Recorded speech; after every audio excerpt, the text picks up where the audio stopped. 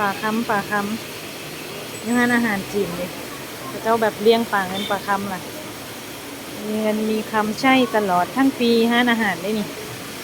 คลองบังอยู่กวางซีงามร้านอาหารสนเผาทางสมอยู่นานหนึ่งกวางซีตกแต่งงามขนาดมีคลองบังหรูอ่ะเอกลักษณ์คลองบังกวางซี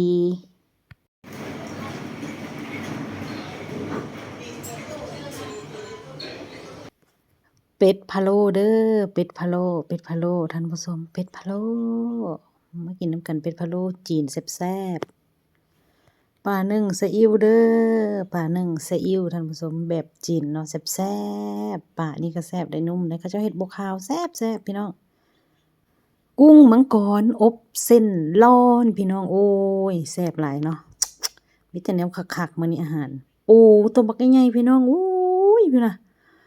ปูพี่น้องเอ้ยปูแซ่บหลายโอ้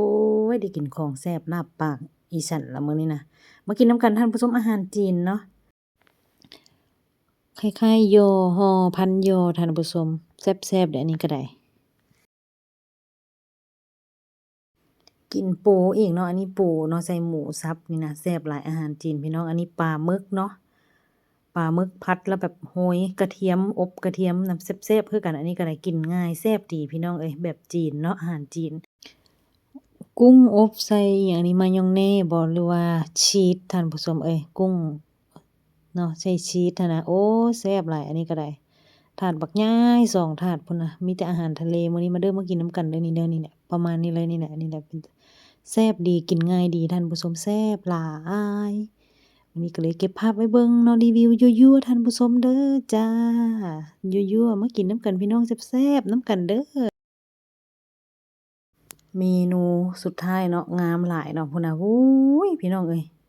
กุ้งมังกรเนาะทอดกรอบแล้วก็อันนี้แม่นก็เอากุ้งหั่นมังกรมาใส่ถ้วยอันนี้แบบนี้เนาะ